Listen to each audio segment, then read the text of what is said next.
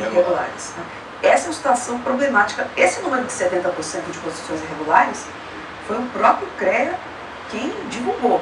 E o senhor já analisa, né, o CREA já analisa esse estado, esse problema há muitos anos, né? Já. Nós vimos acompanhando através do processo de fiscalização, que é a nossa prerrogativa, ou seja, o nosso papel, e a gente vem observando que esse nível de ocupação irregular, que chegou a 70%, hoje ele reduziu um pouco, está na faixa de 65%, ele tende a se agravar. Por que se agravar? Salvador hoje é uma cidade que tem quase 3 milhões de habitantes. Segundo dados do IBGE, a tendência é que daqui a mais ou menos 20 anos, seja em 2030, a gente tenha mais de 1 milhão de pessoas acrescidas da nossa população, que virão derivados da necessidade de emprego, necessidade de moradia. A gente está falando de pessoas do interior, até de outros estados. Justamente. E a cidade ele se agrava porque anualmente se incorpora à nossa população mais de 79 mil pessoas.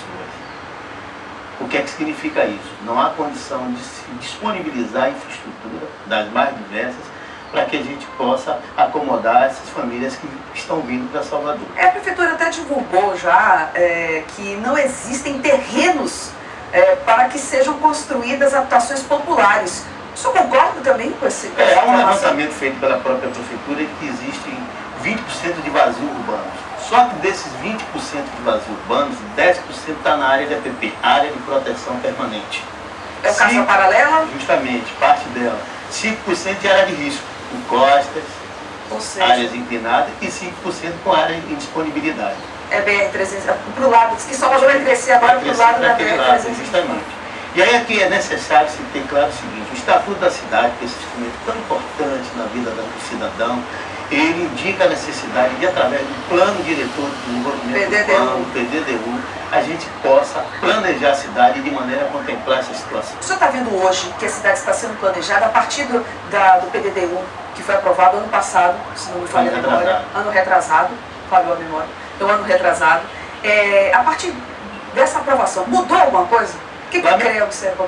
Lamentavelmente mudou, mas não para melhor, porque no próprio plano diretor se estabeleceu as zonas especiais de interesse sociais, a criação das ZEIs, que são zonas especiais de interesse sociais, para justamente a gente começar a fazer esse reordenamento da ocupação do espaço urbano. Ocupa a orla, né? Justamente. Já aumentou. Mas só que no PDDU que tem sido desenvolvido, desdobrado, são os grandes empreendimentos. Inclusive com a ocupação das áreas de índice urbanístico na paralela e com graves consequências no zoneamento ambiental. É zona de proteção ambiental, de fato... Tem sido penalizada com esse processo.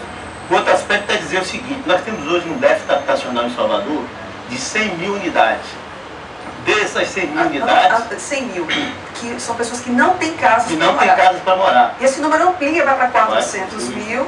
Isso significa o seguinte, unidade estatística: 97% dessas famílias estão na faixa de 0 a 5 salários mínimos.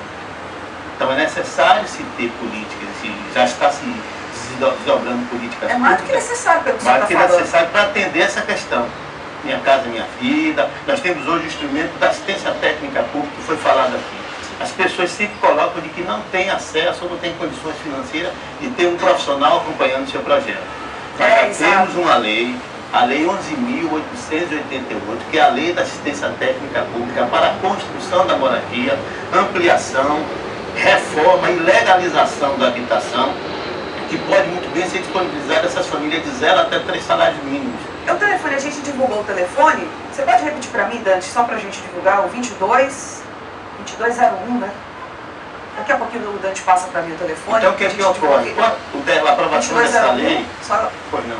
6673, 2201-6673 é o telefone da prefeitura. Certo, da SUCOM. Que está com esse programa de assistência técnica pública, conforme foi dito aqui. Só para a prefeitura de Salvador. Mas nós temos esse instrumento que precisa ser aprovado na Câmara de Vereadores, que é a lei, a regulamentação do decreto, através do decreto-lei da 11.888, que passa a disponibilizar essas famílias a assistência técnica na elaboração do projeto, na construção da casa, na ampliação, na reforma e na legalização, como é o SUS, como é a Defensoria Pública, para garantir de que essas famílias tenham um mínimo de acompanhamento técnico necessário para que a gente possa garantir segurança e, acima de tudo, conforto e adaptabilidade. Eu acho que se eu tivesse em casa ouvindo o senhor agora, eu falo, bom, isso é para o futuro. Mas e hoje? As construções já existentes, essas construções irregulares já existentes, o que seria necessário para regularizar? Há 3 questões a serem observadas. Primeiro é o seguinte, se tem um diagnóstico da realidade dessas construções, ou seja, elas estão principalmente em área de risco. Há condições, se identifica a alternativa de requalificação dessas moradias, garantindo, acima de tudo, segurança, acessibilidade, a disponibilidade de serviços básicos dos mais diversos, se há, vamos trabalhar através de um programa de requalificação. No segundo momento, se ao identificar nessas áreas de risco tragédias iminentes, se relocar para áreas que possam ser relocadas e acomodar essas famílias. No terceiro momento, nós sabemos que aí existe ainda a área de risco em Salvador com um grande potencial de serem ocupadas, evitar que se ocupe essas áreas. Ou seja, destruir, construir, quando puder, quando não puder, construir em outra área. É a saída e a gente espera que pelo menos em breve um sinalzinho, uma luz no fim do túnel aconteça, porque precisa de fato. São tragédias anunciadas, né? A frase mais utilizada para se falar em construções irregulares em São Paulo. Mas a outra coisa, está além do papel dos gestores públicos, do papel público dos dirigentes públicos, há também o papel da própria população.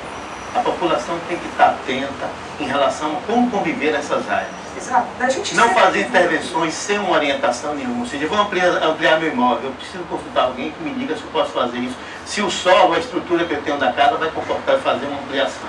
Segundo, não abrir estradas, caminhos em áreas onde vai potencializar a chegada da chuva e essa chuva vai provocar desastre. Só quem pode falar isso é a Codesal, claro. A Codesal. Não retirar, por exemplo, a vegetação, que ela, querendo ou não, ela das encostas, ela protege as encostas. E principalmente não acumular lixo. Pois é. Essas são questões tudo que a gente fala, né, todo dia. Obrigada, doutor Jonas Dantas, presidente do CREA. Obrigada por todas as suas informações, são super importantes. Mas esse assunto não acaba não, isso aí tem muita conversa para frente. Obrigada, um bom dia para o senhor. Obrigada, Diana, bom dia. Você vai ver